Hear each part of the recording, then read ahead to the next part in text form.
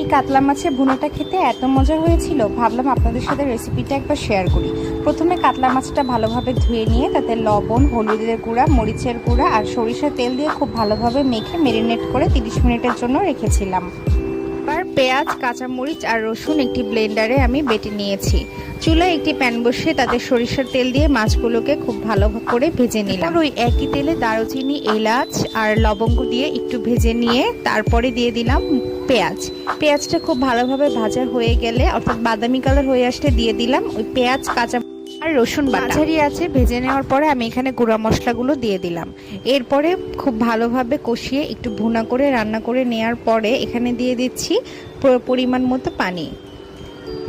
সব কিছুকে আবারও খুব ভালোভাবে মিশিয়ে বলক চলে আসলে মাছগুলোকে দিয়ে দিলাম।